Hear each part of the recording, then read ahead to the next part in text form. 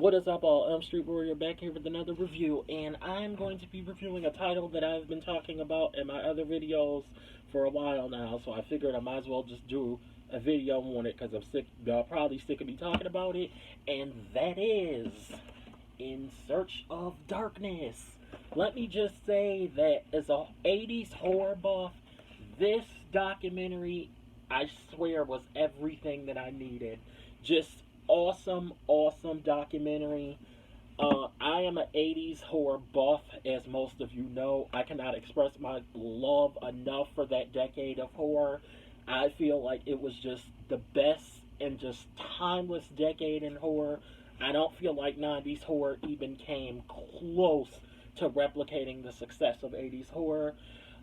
Basically, what you have here is In Search of Darkness, and it basically is, well, an 8-hour documentary, but it's divided in two parts. This is part one, and this is part two. Part two recently came out, I think, the beginning of last year, and they was a crowdfunded project, and it was supposed to come out December, but due to COVID-19 and all of that, a lot of us didn't get it until January. And they had like different editions. There were the Elvira edition, there was the regular edition, there was the Fright Rags edition, which I just had to snag because I love Fright Rags. That's the one with the shirt here. Just love their shirts. Shout out to them and shout out to Ben because Fright Rags is awesome. And yeah, it just is an awesome, awesome documentary covering a bunch of 80s horror flicks. They cover the heavy hitters like Friday the 13th, Prom Night, Texas Chainsaw Massacre 2, Return of the Living Dead, Reanimator, and so on. Just, they cover a whole bunch of 80s titles. In Search of Darkness 2 sort of does the same thing, but I will say In Search of Darkness 2 gets more into depth with the 80s horror. They go over a lot more lesser known titles, it seemed like. I finally learned what a Giallo film was because I had no idea. Tenebrae was the first Giallo film I watched due to this documentary. Awesome film, by the way. Or not the, don't want to say awesome film, but it was a good film in a whole. Good slasher movie. And yeah, I can definitely say with In Search of Darkness Part 2, I actually learned about a lot of titles that I've never watched. Alligator, really was a good one. Witchborn, that was a really good one. The part one, I learned about some titles too that I kind of had never watched up until I had seen that and they talked about it.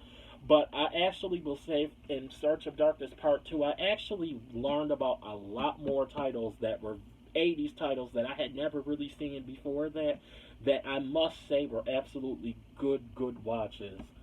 Witchboard, like I said, that in my last video that I did, that was probably one of my favorite ones that to learn about from this documentary. Just awesome, awesome movie.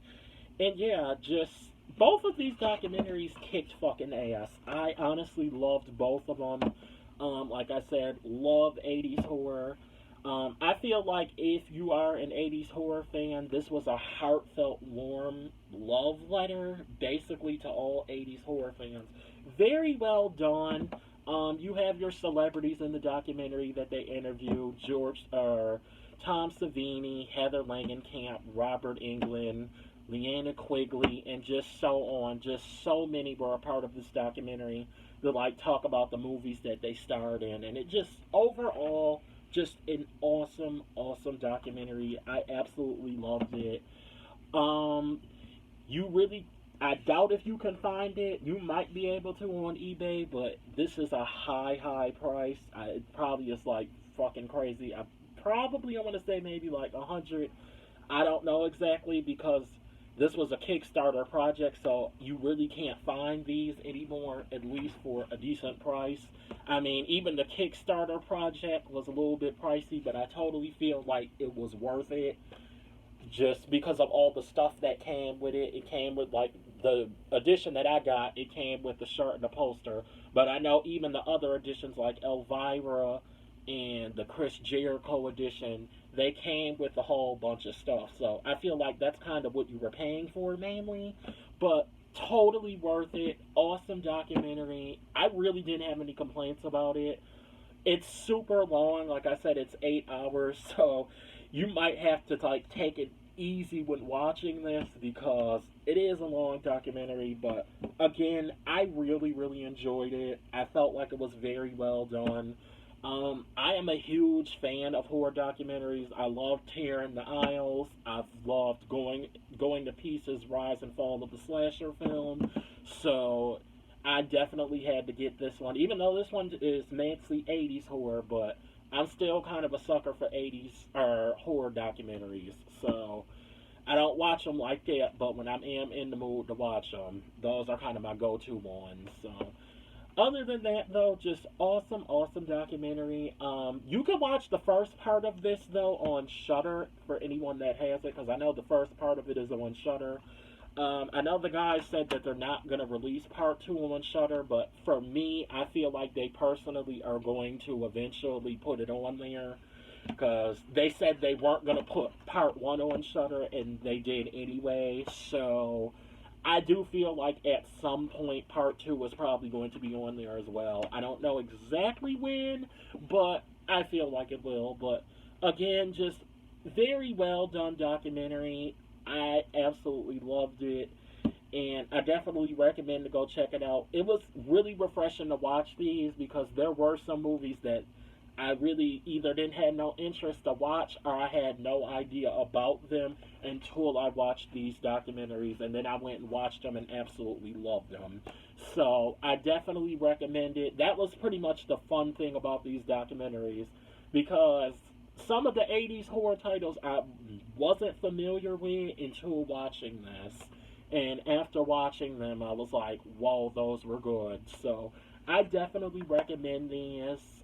Just a lot of fun. And if you, like I said, if you are an 80s horror buff, especially like I am, these are the documentaries for you because they were just well done and I just thought they were awesome. That's all I really want to say about these. I hope everyone enjoys this review. Definitely, again, you can go check out part one for anyone that has Shudder because it is free on there, so you can get a little taste of what these are, at least what part one is like because it's all there for free. And yeah, that's all I really want to say. Until next time, I'm on Instagram also as Elm Street Warrior, and thank you for watching this review.